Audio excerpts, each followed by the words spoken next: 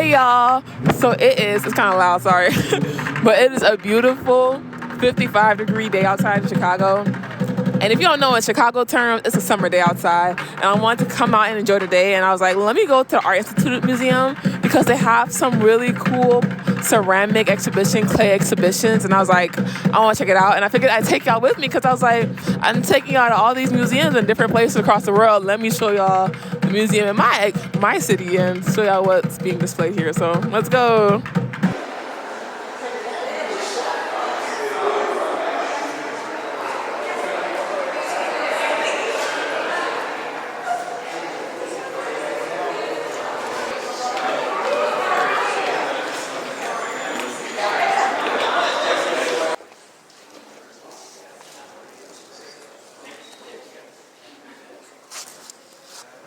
The first exhibition that I took a look at was Radical Clay, Contemporary Women Artists from Japan. And y'all, the pieces you are about to see here will blow you away. There are a lot of things that you can take away from these pieces, but for me, what I really absorbed was the artist's innate understanding for texture. Oh my gosh, you'll see a lot of that here, as well as flow and movement and the use of color.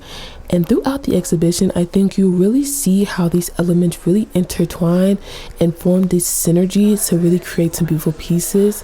And here's an example of how movement and color just work together. I think when I say movement, it applies to the movement of the form of the piece, but as well as the movement of the color. Like take that piece, for example, how that color and that white and the blue just flow together so effortlessly and so well. They just mingle and they're not even dancing. It's like, to me, they're sitting in a hot tub and like the vibes are vibing. I don't know. But oh my gosh. And look at this, how these pieces are stacked together and how there's movement in the arrangement and there's movement in the color.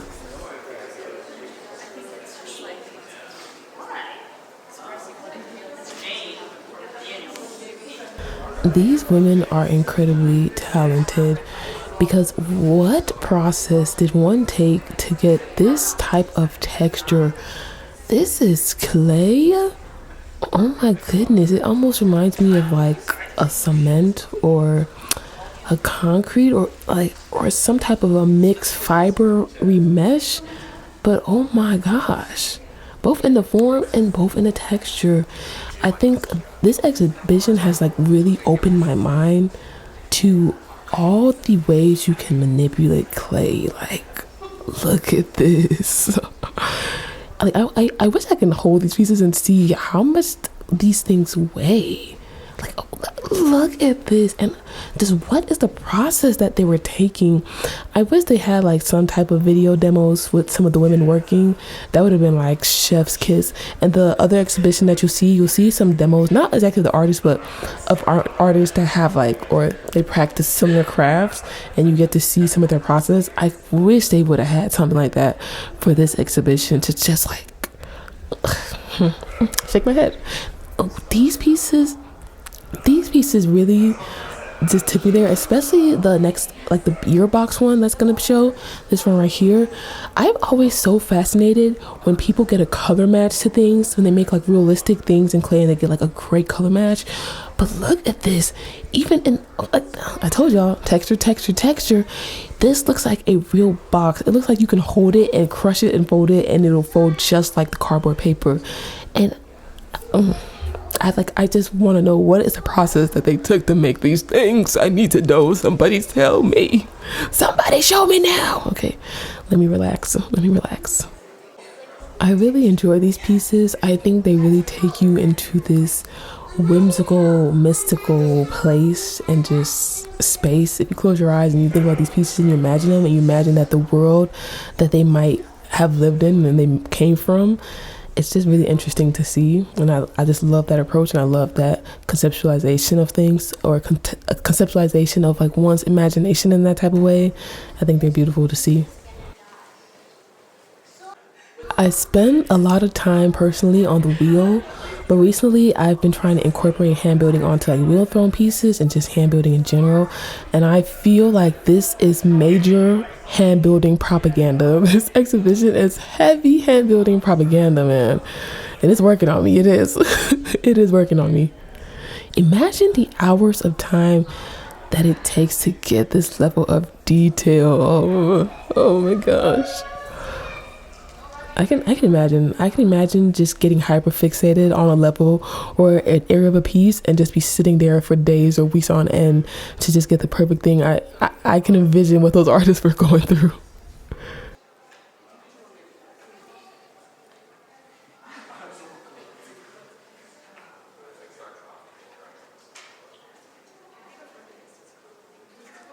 Now, these upcoming next two pieces you're about to see are what really drew me into this exhibition. As somebody that sews and loves clothes and garment construction, these pieces right here got me. They grabbed the bitch by the neck and said, "Come see this exhibition now." They were like the cover, like the title pieces or cover pieces when advertising the exhibition. And oh my gosh, they got me. The way this emulates fabric and the movement and flow of fabric, its standing and its posture. My goodness. Look at this. Oh my gosh. The folds and the wrinkles, the way this emulates textile. Oh my gosh. Oh my gosh, man. Chef's kiss. Chef's freaking kiss. Now these pieces over here, these are like constantly displayed in the museum. They're not like exhibitions where they kind of take them away and you can only see them for like a limited amount of time. Or maybe they change out the pieces. I'm not 100% sure, but I know like this section of the museum remains like a steady constant. And I wanted to stop by and just to compare it to the things that I saw when I was like in the Forbidden City or when I saw it at like the Icheon village in Korea. I just wanted to compare it to like some of those pieces that I saw out that way. And I think it's interesting to see them in my city after I saw them abroad.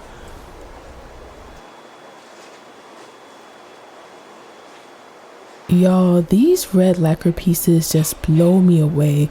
I first saw one in Hong Kong and it just mesmerized me. I don't think these are ceramics though. I think the lacquer is often placed on top of either wood or brass and then it's worked and carved on. Correct me if I'm wrong though. I'd be curious to know if it's on ceramics as well. Now, the second exhibition is called Canova Sketching in Clay. I'm not super familiar with the artist, but their name is Canova and they are a sculptor and I believe they sculpt not Marvel movies. They sculpt marble. But they made like a lot of their prototypes in clay. And ooh, was I excited to see this exhibition because I want to start working more with sculpting and creating figures with clay. So I feel like this was the perfect exhibition for me to see. It was like the perfect timing, the perfect synergy, and I found this exhibition and I saw it. And it really helped me, and I think I took in a lot from this exhibition. And to just see how anatomy plays out in clay, it was just really interesting to see. This exhibition showed both some of their clay prototypes as well as some of their finished marble pieces, which I like that, and I like to see how they transferred from two mediums. I think that was interesting to see.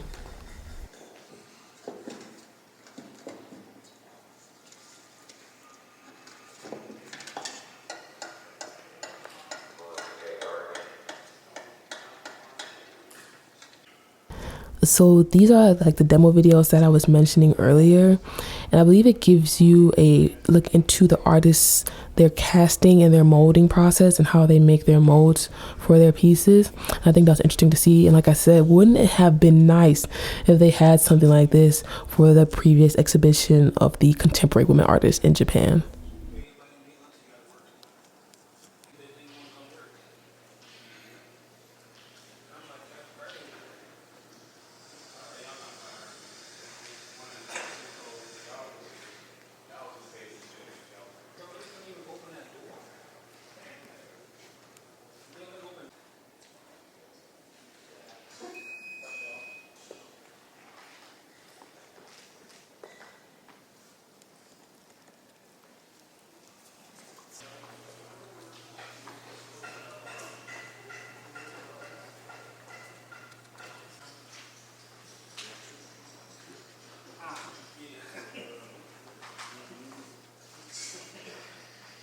This was my favorite piece, and I think, of course, with all the pieces in this exhibition, we see this depiction of fabrics. And I wonder, like, is there a specific type of clay that's best for doing this type of sculpting? Because I feel like when I've worked with like coils or things like that, I always have this problem with like the moisture consistencies between the clays battling each other out and getting cracks. So I wonder, like, is there specific clay that just doesn't crack as much? Because I can imagine that these projects take a long time to do. I don't know, maybe it's a pro and it doesn't take as long, but I can imagine that you need to let the clay sit for a while. And I wonder, are they using something that is less prone to cracks and less likely or more likely to be able to keep a balanced consistency as you manipulate the moisture and so forth?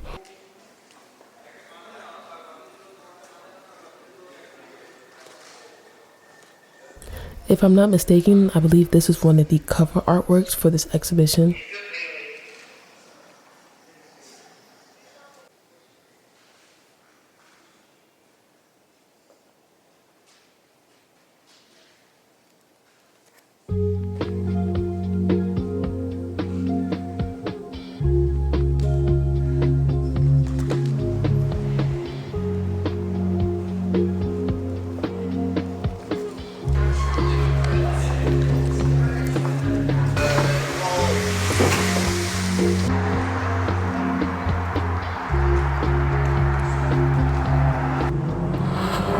Well, y'all, what did you think? That was so interesting, and it was really eye-opening and gave me a lot of perspective. I really needed to see that canvas and clay exhibition because I've been wanting to work more with sculpting in clay, so I think that was really helpful to me, and I was excited to see it. So let me know what you all think of the exhibition. Would you want to see it yourself? And that's it for me. I think I'm gonna have to give me a little drinky drink or something. I don't know, but yeah, see you on the next one. Bye.